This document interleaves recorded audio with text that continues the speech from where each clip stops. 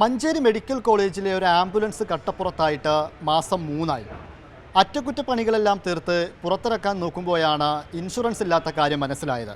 Insurance മാത്രമല്ല, GPS സംവിധാനവും ആംബുലൻസിനില്ല. ദിവസവും നിരവധി രോഗികൾ ആശ്രയിക്കുന്നതാണ് ഈ മഞ്ചേരി മെഡിക്കൽ കോളേജ്.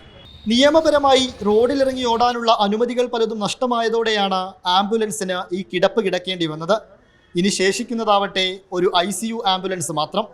ഇപ്പോൾ ഇതിന് ഇൻഷുറൻസിൻ്റെ കാലാവധി തീർന്നിട്ടുണ്ട്. അപ്പോൾ Manjeri medical college HDS committee ഈ ഇൻഷുറൻസ് അടക്കുന്നതിന് ചെക്കാണ് നൽകിയിട്ടുള്ളത്. അതിപ്പോൾ കൊടുത്തിട്ട് തന്നെ ഒരാഴ്ച കഴിഞ്ഞു, 10-12 ദിവസത്തോളമായി എന്നുള്ളതാണ് തോന്നുന്നത്. അതിപ്പോഴും ഇൻഷുറൻസ് അടച്ചിട്ടില്ല. സർക്കാർ അപ്രൂവലുള്ള ഈ GPS ഘടിപ്പിക്കുമ്പോൾ അതിന് ഒരുപാട് നൂലാമാലകളൊക്കെ ഉണ്ടാവും.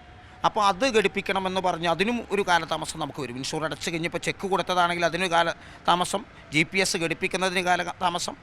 4 മാസം മുൻപ് കോഴിക്കോട് മെഡിക്കൽ കോളേജിലേക്ക് രോഗിയുമായി പോകും വഴി ആംബുലൻസ് അപകടത്തിൽപ്പെട്ടു. കേടുപാടൊക്കെ തീർത്തെങ്കിലും ഇൻഷുറൻസ് അടക്കമുള്ളവ ഇല്ലാതായതോടെ കട്ടപ്പുറത്തായി. ഗർഭിണികൾക്കും പാവപ്പെട്ട രോഗികൾക്കും വേണ്ടിയിട്ടുള്ളതാണ് ഇത് ഇറക്കിയിരിക്കുന്നത്. അപ്പോൾ അതുകൊണ്ട് എത്രയും യുദ്ധകാല അടിസ്ഥാനത്തിൽ ഇത് എത്രയും പെട്ടെന്ന് ഇറക്കണം എന്നാണ് ഞങ്ങൾക്ക് പറയാനുള്ളത്. ഇവിടെ എന്തായാലും ഏറ്റവും കൂടുതൽ ജനസംഖ്യയുള്ള ഒരു ജില്ലയാണ് മലപ്പുറം ജില്ല. അപ്പോൾ അതിന് വേണ്ട നടപടികൾ ഇത് ബന്ധപ്പെട്ട അധികാരികൾ ചെയ്യേണ്ടതാണ്.